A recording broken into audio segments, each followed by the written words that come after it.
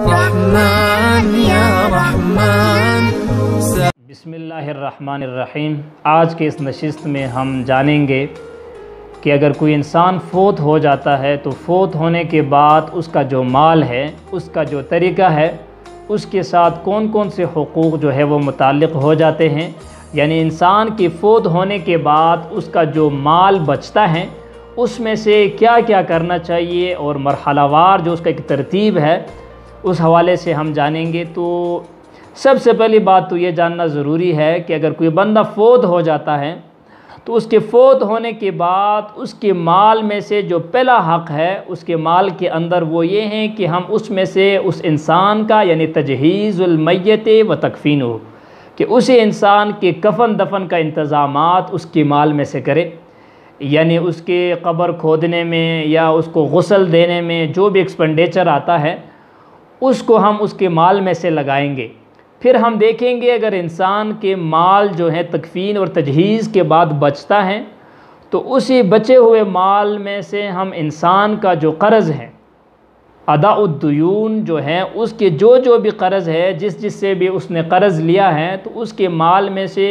جو دوسرا حق ہے وہ یہ ہے کہ اس کے تمام قرض کو ہم ادا کریں۔ تو پھر اس میں ایک اختلافی مسئلہ بھی ہے کہ دیون اللہ و دیون العبد، کہ اللہ کے قرض بھی ہوتے ہیں، جس طرح کسی نے نظر مانا ہے، مختلف باتیں ہیں، لیکن اتنے تفصیل میں نہیں جاتے۔ لیکن اس کے مال میں سے جو دوسرا حق ہے وہ یہ ہے کہ اس کے قرض کو ہم ادا کریں۔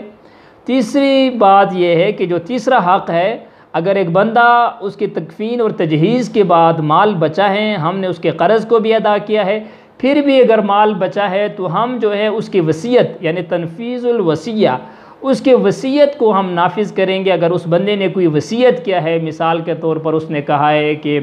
میرے اتنے پیسوں کو فلاں مسجد میں لگائے یا فلاں بندے کو دے دے، تو اس کے مال کے جو بچا ہوا مال ہے اس کے تہائی حصے میں، یعنی جو تیسرا حصہ ہے اس میں سے اس کی وصیت کو پورا کیا جائے گا۔ پھر جو مال بچتا ہے اس کو پھر جو چوتھے نمبر پہ آ کے تقسیم بین الورثہ، اس کا جو ورثہ ہے، جو وارثین ہیں، ان میں سے ان کو تقسیم کیا جائے گا۔ گویا کہ جو اسلام نے طریقہ وضع کیا ہے کہ اگر ایک بندہ فوت ہو جائے تو اس کے مال کے ساتھ یہ چار حقوق جو ہے وہ متعلق ہو جاتے ہیں۔ سب سے پہلا جو حق یہ ہے کہ تکفین المیت و تجہیزہ، کہ ہم اس کے کفن دفن کا انتظامات کریں اس کے مال میں سے۔ پھر اس کے بعد قضاء الدیون، اس کے جملہ جو قرض اس نے کسی سے لیا ہے اس کو ہم ادا کریں۔ تیسری بات یہ ہے کہ ہم اس کے مال میں سے تنفیذ الوصیہ، اس کی وصیت کو نافذ کریں، اس کی وصیت کو پورا کریں تہائی مال میں سے۔ جو چوتھی بات ہے وہ یہ ہے کہ جو مال بچ جائے پھر اس کو ہم جو ہے ورثہ کے مابین میں ہم تقسیم کریں گے۔ یہ ایک پورا طریقہ کار ہے۔